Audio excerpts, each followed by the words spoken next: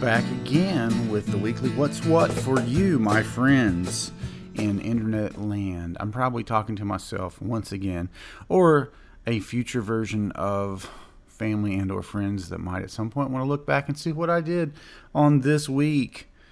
Still trying to get Brentocast propagated out to iTunes. Kind of have it half working in that it is coming into my iTunes library, but there's still some issues with the Cool Podcast plugin.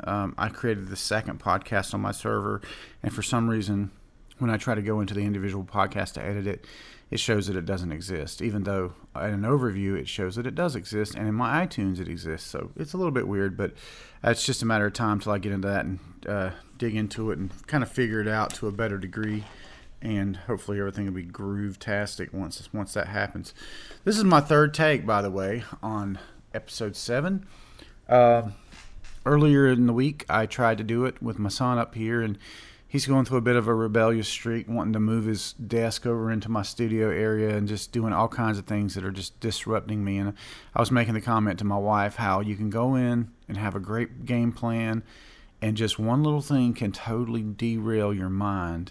And then it's hard to get back to that creative space. This happened to me on the V Hill Brothers project, and it took me like a day or two to just kind of pull back from it and realize that changes that they were asking for weren't that crazy. At first, I was a little confused because of the extreme positive feedback that I got to the work tapes. But in any case, we're going to be working on that again tonight at Snug Records, starting at 4. And hopefully buttoning up all the prep that we can do before those guys arrive on the 29th, the 30th, and 31st for our sessions with the V Hill Brothers to produce their album. Harrison and I have been putting a lot of work on that. In particular, Harrison has been putting a lot of work on that. He does the heavy lifting with regards to actually playing the instruments. I try to sort of focus on the production end, but he, of course, helps with production as well. So yeah, just lots of noise, lots of things, actual noise to affect the recording, but also like noise in my life that have made this week not be as easy to get that podcast done on Monday. Had a really big day Monday. Actually had a new client that wanted a 2-hour massage, which I haven't done one of those since since my actual training in massage school. So yeah, it worked out great, but just kind of put me in a different mindset where the whole day just was taken up with work, which is the way it's supposed to be. But I mean, typically there's some time that I have on Monday mornings, and that's usually when I slip up here and do the Brentocast. But I digress. So just a quick recap on the week. Thursday was my first day with Delilah for the week. The weather started to get a little nicer, so we did get out to the park, and we had 2 days of about 86-degree weather, and then it got even cooler, and we ended up on, Thursday, then Friday, I went and sang karaoke, had a lot of fun with that at Loafers and Legends, and I just about blew out my voice by jumping on a high-end song called Traveling Band by CCR. And then that went over really well with the crowd, and I guess they expected another danceable song because people got up and danced and actually clapped a lot for that. And then my follow-up song, which was like half an hour later, was What Do You Listen To by Chris Stapleton, which I can sing and play that song. But in the case of that, where I'm singing right to the record, my low end wasn't there because I hadn't warmed up when I, belted out Traveling Band. But anyway, it was fun. And then Saturday, we had Delilah once again. I took her to some more parks to play. We did our evening thing. I think Nancy took her to Pepero, and then we just went home and watched TV and crashed out. And then Sunday morning, we went to Baden Coffee as per usual. We actually had our breakfast this time, took it down there, and ran into the people that had ran the night before a Movies on the Green, also the folks that run the karaoke at Loafers and Legends. So Saturday night was Movies on the Green in Baden, and they showed Grease. So that was a bit of a tribute to the late, great this is so funny. This is so crazy. Olivia Newton-John. I've been thinking about the whole thing of her passing so much, and then we have this craziness with actress Anne Heche passing away from really, I'm going to say it was a drug-induced suicide. I don't know exactly.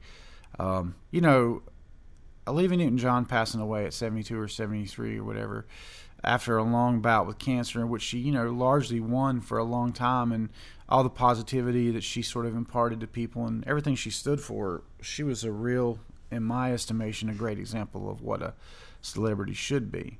And then I contrast that with Anne Heche, who, I didn't really see her as anything really but, an actress that was pretty good and pretty accomplished and had a lot of success. As far as her activism, it was not anything that I thought, that spoke to me. I know it did speak to a lot of other people, but I would just say at 53 years old to leave the way she did, that's very, very tragic. And of course, one can't help but be moved by the fact that, she's got two sons that lost their mom at 53. And, I think about how it affected Elvis, his mother passing away at 47. Now, they say he never got over that, so they say it was never the same after it. That's just very, very sad, and I read some of the things they write about her, calling her like a freedom fighter and an activist and all this, and I'm like, really, to me, having heard a little bit about her childhood, just a little bit in podcasts, she has a podcast that's available. She apparently had a really hard time of growing up, and her father was like one of the first people to die from AIDS and stuff back when it was really, really stigmatized. And she talked about how that affected her and the fact that her siblings are all dead, and her brother actually, in her words, committed suicide by car. He died in a car accident. She said it was suicide, and here she turns around and does essentially the same thing. I'm really thankful that the person that was in the house that she decided to ram her car into was not killed or injured badly. And it's just sad, man. The whole thing is sad. And I kind of got caught up on that on my last take of this podcast, and I'm not going to do that today. I'll just say that, the God that I believe in, the God that I serve, has grace for everyone, and I hope that she has some grace, and I hope she's in a better place right now. Again, just you hate to see that happen to anyone, let alone someone that seemed to have so much. I mean, I did kind of like go back in time on Google and sort of look at, a young Olivia Newton-John. I know for a fact that most guys looked at her and went, that is the perfect girlfriend. I mean, she's beautiful and articulate and talented and sweet. Anne Heche looked pretty much the same. I mean, like you look at the two of them when they were 19 years old, they looked very, very similar. Anne favored short hair. That was sort of, the difference in their look. But I mean, they looked, kind of like that prototypical blonde-haired, blue eyes. I'm not sure if Olivia had blue eyes or not. I just remember her being really pretty. Didn't follow her music career that much, but appreciated her, of course, for Grease and just the various things that she acted in, and was certainly aware of her hits. Anne Heche, the Harrison Ford movie, I guess, and a few other things she was in. Wag the Dog, I thought was a great film. I remember in that. And she, she really held up looks-wise into her 50s, but one would think that, she had everything that would make a person happy. I know for sure she made $10 million in 1 year, probably more. And she sold several multi-million-dollar realty deals, like with her houses and stuff. So she clearly had money. But friends, money won't do it. Money, fame, and, being skinny and blonde and white and blue-eyed won't make a person happy. You know what I mean? When if you listen to certain folks, that's all that it takes, So, I don't know.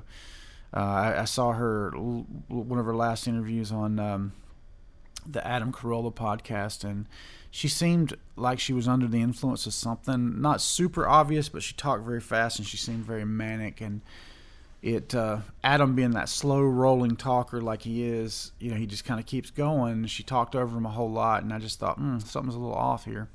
Of course, with hindsight's 20/20, it's a shame she couldn't get the help that she needed, and chose to turn to fentanyl and cocaine. I really don't know how many celebrities are going to have to die before they stop messing with fentanyl, because you don't know what you're getting. You do not know what you're getting when you buy that illicitly. After, Michael Jackson passing away the way he did from fentanyl abuse, and Prince then makes the same mistake. I mean, for real? Like, that's crazy. I mean, what do these people think, that it can't happen to them? I don't know.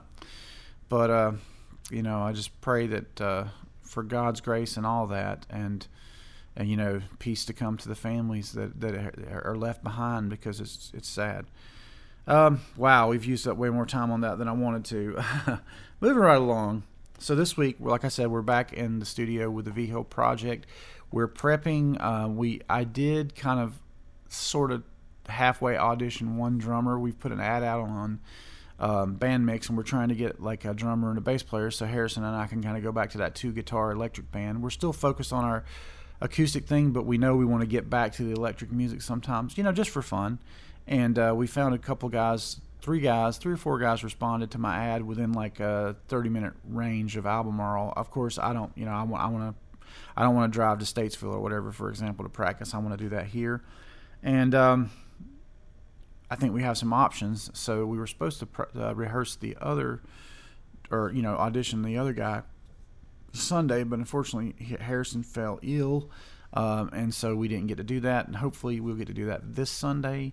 But I tell you what I have been able to do, and that is rip movies like the bejeebies. I have been pulling VHS through my my Clear Click device and pulling it over onto digital and putting it on my secret cloud storage, so I have it backed up. And I'm just getting into all kinds of cool stuff that I've never seen. For example, right at this moment, I am pulling a movie called Transmutations. All Mutants Are Not Created Equal. There's the cool box cover. Looks like a monster mashup with traditional old school effects. I pulled, Warlock the Armageddon earlier. Really cool movie. And I'm actually watching some of these, and it's really cool having the VHS version, because I can pull that on my TV at night, and it's like you get the grain, you get the old school 80s and 90s previews and stuff, and I'll just watch that at home, and it's just a lot of fun. When I have my quiet time at night, which is not every night, but some nights I'll get home, and Nancy's super into like Korean dramas right now, and that ain't my scene. So I let her sort of watch that in her unwinding time, and I'm on a different TV downstairs, and I watch my old school movies. I watched Runaway with Tom Selleck and Gene Simmons the other night. Last night I watched the first probably 20-30 minutes of Event Horizon, one of my favorite horror movies, probably the scariest sci-fi movie, possibly neck and neck with, say, Aliens, maybe a little scarier than Aliens. I have my issues with the film, but by and large it's very, very good. So watching that and making plans for future episodes of the VHS Graveyard. We've only recorded one of those to date, but I have plans and the movies up on the share. So whenever time permits, it may not be this weekend, but hopefully soon we'll be moving on to number 2, which is going to be In the Mouth of Madness. And ultimately, I'd like to get the whole John Carpenter unofficial trilogy, Apocalypse trilogy, which of course is The Thing, Prince of Darkness, and The Mouth of Madness. But that being said, I have watched little else apart from these. There's been some pretty major developments in the Daz Studio hobby this week. Can't say too much about what I've been able to see as a Daz published artist. I get things in advance in some cases and new figures and whatnot, but I don't think we're supposed to talk about that publicly, so I'm not going to, other than say it's exciting. And then, unfortunately, a couple of my products that I'd worked on in support of a figure that was going to be released, basically it was part of a bundle that was planned, and the figure didn't pass. They required changes. They ended up dissolving the bundle, which also dissolved my product. So now I have to re-upload that at some point. Instead of trying to rush to meet any kind of release with that figure, I'm just going to take my time and wait for another bundle to come along. Obviously means very little if you're not into that whole hobby. I actually came in and recorded my second take on this podcast at 5:30 this morning, and right in the middle of it, the garbage truck comes around, and it's banging so loudly I think somebody's trying to break into the building, so I had to stop in the middle of it, which is what prompted me to actually redo this one. The first one was just a terrible take. Liam was up here and being noisy, so I just felt like it wasn't good enough. And these podcasts, I don't know how long I'm going to carry on Brentocast. I mean, obviously, just as long as I have things to say, but really, this is doubled effort in so much as if you really want to see what I did for the week, I mean, again, probably every week I produced 20 to 30 minutes of edited video, which you can always see on the front page of BrentBowers.com on my vlog page, which is the first one that loads. It's going to always be stuff that I've done with Delilah, so that, in retrospect, if she ever wants to look back at her childhood memories, she'll be able to do it in sequence, because that's how I edit it, that's how I put it up. And this is just a little addendum to that, to share my thoughts on things and, how the week went from my perspective. Nancy and I are going to be involved in a training class to get our personal trainer certification. I think it's called the ACE Personal Trainer Training, if you will. And it's through the local community college, but they're actually giving the class at the YMCA. So that'll be Monday nights, 3 hours a night, Monday nights, and then later on it'll be Monday and Wednesday.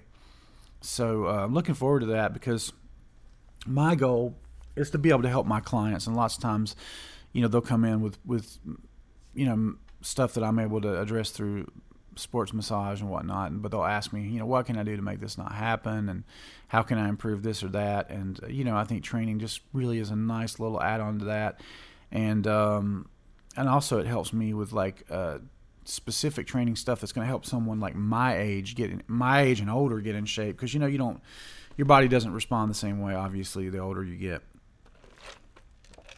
So Nancy and I will be doing that for 2 months. And then while I was, getting everything set up at Stanley, I actually got to go out to Stanley Community College today and pick up $160 worth of textbooks. So that should tell you how serious the class is. In January, I think I'm going to start taking an actual Spanish course over there. They have 2 modules of Spanish, so that's 2 semesters that I could potentially take an in-class. And, given my history with being a linguist in the military, I think I probably would do pretty good with that. And there's just so much opportunity to use Spanish here that I would really like to know it, It can't be as hard. I know it's not as hard. For a little bit I have tried. It's not as hard as Korean, which I did okay with that when I was in school for it. Of course, I've lost it all now, having lived in Japan and had to use Japan in a practical way, Japanese language in a practical way when I was in Japan. But actually, one of my Korean clients came in yesterday, and I said, hello to her in Korean. That's the first time I spoke Korean probably, and I don't know, since the last time she came in, which was probably a year ago.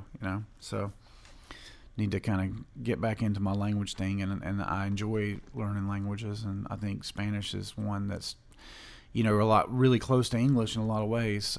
They say every English speaker knows like 2,000 or 3,000 Spanish words. They just don't realize it. It's a difference in the pronunciation. Anything with ION, we say passion, they say passion. We say like traction is traction, so a lot of stuff already inherently because of the common parent language, of Latin, of course. But yeah, it'd be really interesting, and I'm really going to try to follow through with that once I get this trainer certification training done. And I don't know if I'll go to actually get certified or not. I might, if it's not too much more trouble, go take the test and whatnot. But yeah, this prepares you for the test and gives you all the information you need to have. And I think really just having the information, as they say on the Saturday morning cartoons, knowing is half the battle. Is that the G.I. Joe slogan? I don't know. But yeah, further plans for this week. I'm going to start practicing. The band is going to be back. Well, the 2-man at least, and potentially Tony will be joining us, or maybe even Jim on Cajon if Tony can't make it. We'll be back at Loafers and Legends October the 1st. Then we'll be back at Loafers and Legends yet again December the 3rd, and that's going to be our Christmas program, which we got to get busy on to have enough songs to do for that Christmas program. But I hope to have that to a point where we can actually record it and make a little maybe even a little release of it. And then we're still working on 5x5, that album, so lots to do. But that's it for this week. I always like to keep these to about 20 minutes, and we're getting up on that. So I just like to wish everyone a happy week. Stay safe, stay humble, stay great.